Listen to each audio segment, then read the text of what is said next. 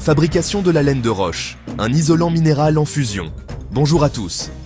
Aujourd'hui, on part à la découverte d'un autre isolant incontournable du bâtiment, la laine de roche. Ce matériau, issu de la roche volcanique, est utilisé partout pour ses excellentes propriétés thermiques, acoustiques et de résistance au feu. Étape 1, la matière première, la roche basaltique. Tout commence avec des roches. On utilise principalement du basalte et parfois d'autres minéraux naturels. Ces pierres sont extraites des carrières puis transportées vers l'usine de fabrication. Étape 2, la fusion à haute température. Direction le four. Les roches sont portées à une température extrême, autour de 1400 à 1600 degrés Celsius. À cette chaleur, elles fondent et se transforment en un liquide visqueux, un peu comme de la lave volcanique en fusion. Étape 3, la fibre de roche. C'est maintenant que la magie opère.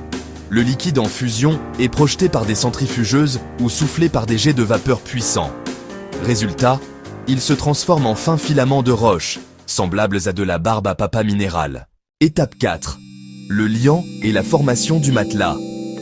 Ces fibres minérales sont ensuite mélangées à un liant, souvent à base de résine, et parfois à des agents hydrophobes pour résister à l'humidité. Le tout est réparti sur un tapis roulant afin de former un matelas continu de laine de roche. Étape 5. Le passage au four de polymérisation. Ce matelas est envoyé dans un four à environ 200 degrés C. C'est là que le liant se polymérise et que la laine de roche prend sa cohésion et sa rigidité. On obtient alors de grands panneaux solides, mais toujours légers et très isolants. Étape 6. Découpe et mise en forme. Une fois durci, le matelas est découpé selon les besoins. Panneaux rigides, rouleaux souples, coquilles cylindriques pour tuyauterie, etc. Chaque produit est adapté à un usage particulier, que ce soit pour l'isolation des murs, des toitures ou encore pour la protection incendie. Étape 7. Emballage et expédition.